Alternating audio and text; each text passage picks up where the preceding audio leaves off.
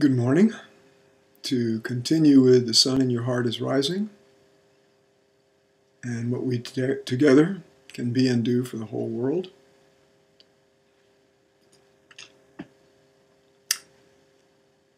I've gotten some kind feedback and appreciative feedback from some of you, which further calls me forward with this project, so I want to thank you for that.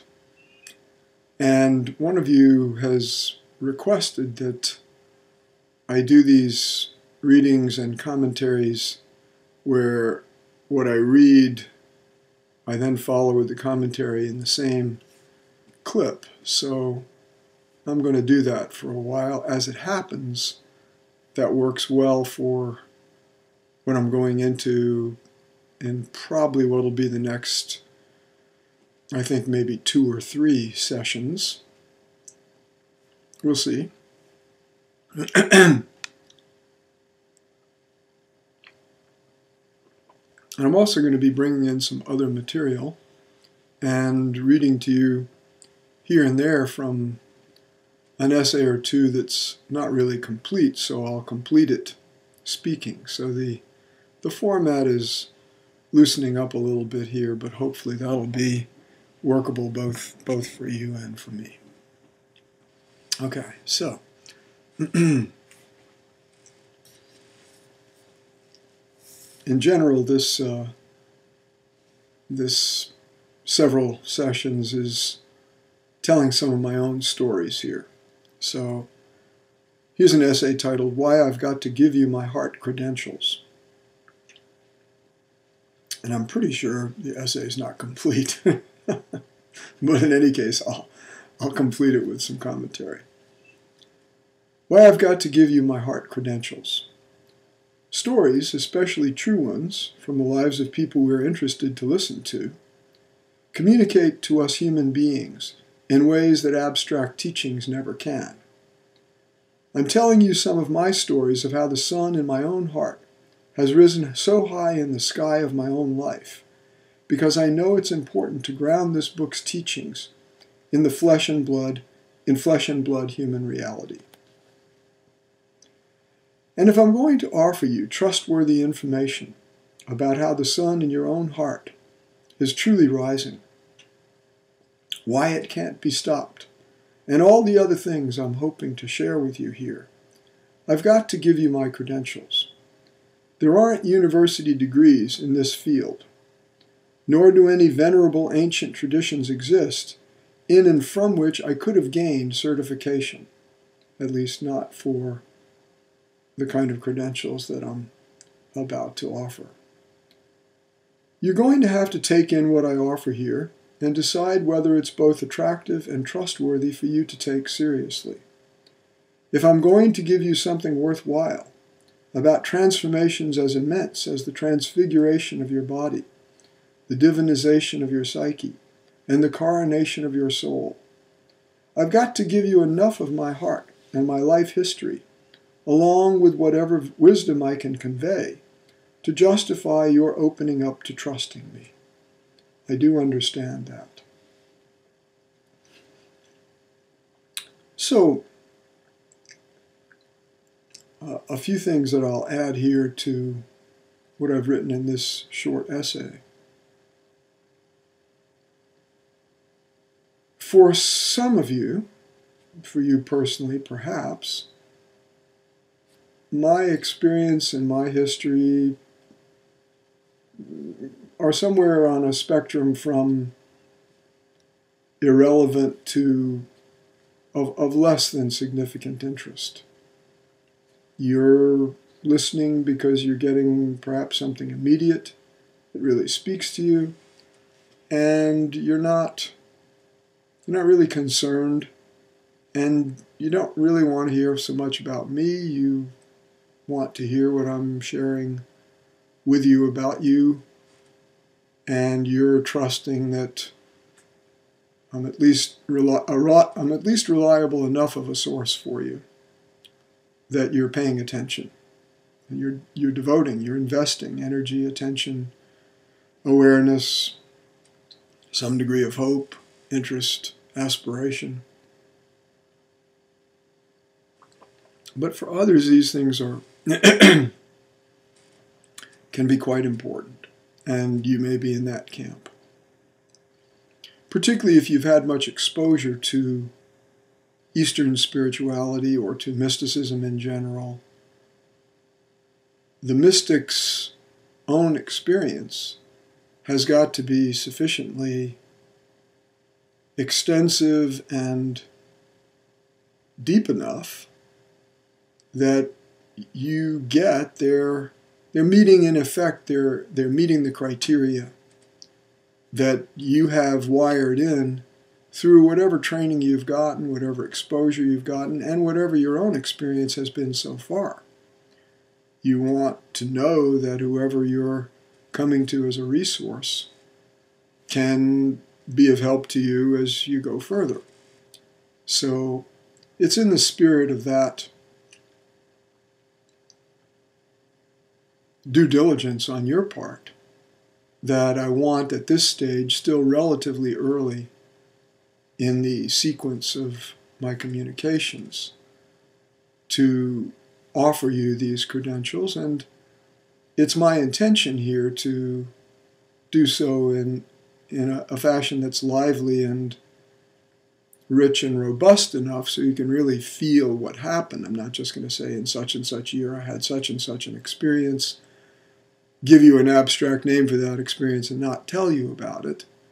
I'm going to tell you enough detail that you get the life of the life in the story. And at the same time, I want to keep it economical and focused enough that what you're getting is what you really need and want, and doesn't include what might be, for many people anyway, quite extraneous details. So that's the plan, and we'll see how that works over the next several weeks. And I'm going to be reading not only from the essays I've written for The Sun in Your Heart is Rising, but also from some other material as I go. So, let's see, how far am I going to get in what I want to read here. This is from my book, The White Hot Yoga of the Heart.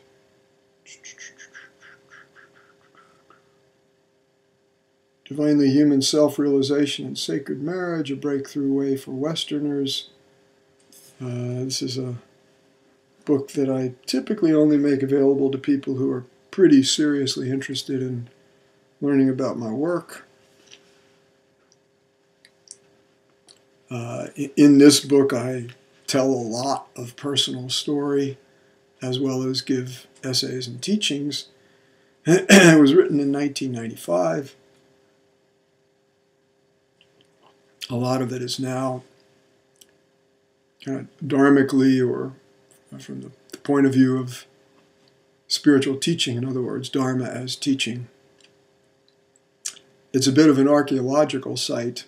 Some of it is so old that I would cringe at having you read it and want to rush forward and tell you, well, my whole orientation to that particular piece has changed. There's a little bit like that. Most of it's pretty relevant, and for some people it's an important book. But to go forward here, and I think actually I'll have enough time in this first clip to read some material, read some more material, and then I'll probably need to finish it up in another and give you some further commentary from there. So this is from an essay, actually well on into the book. It's more than halfway through the book. The book is, it's not a buttoned down, nice, linear, systematic presentation, although I guess there certainly is some structure to it. But it's in an essay titled, "When is your initiation fully functional on surrender in this yoga? Time to pass you some prasad." Prasad meaning, in the Indian tradition, Asian Indian tradition, where I got a lot of my training, prasad is a gift that's returned with blessings to the giver. And so in this case, some of the stories here are, in effect, my life that was given back to me, enriched and completed by realization, my quest come to fruition, and I'm passing some of this along to you. So this starts back around when my spiritual process consciously got underway. And I'm saying here in this essay, at the beginning of the book, I mentioned that I had no conscious spiritual life until I was 20 or so.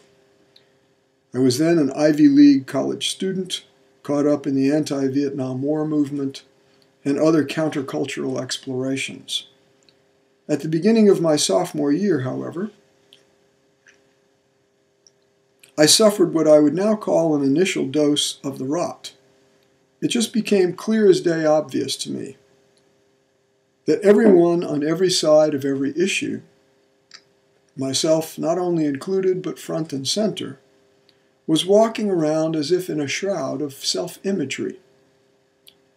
We were all, I could see and feel, prisoners of our own egos.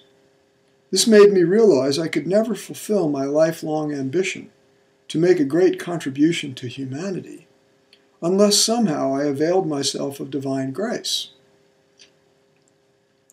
I had no religious feeling for God until that point, but swiftly it emerged. I soon began to feel or sense a mysterious intelligence guiding me through events in my mind and life. It became clear that what I must do, very simply, is to make sure to follow where that divine guidance led. At first I read about the beats and the early experiments with LSD and other psychoactive substances by Ken Kesey, an American novelist and leader of the counterculture, and others. For a while I despaired, because it seemed that everyone had already tried all the crucial experiments before me. Gradually I was moved to study the work of Martin Buber, and through him, Hasidic Jewish mysticism. Though I felt no desire to become a Hasid, I loved the opening of the sense of dialogue with God. By midsummer 1970, however, something about all that appeared confining to me. I didn't just want relationship with God and with other human beings. I felt a huge need for a transcendental realization of absolute oneness with God. I didn't know where to find it, but began to sense that I would need to look east. I think I'll stop there and continue in the next clip.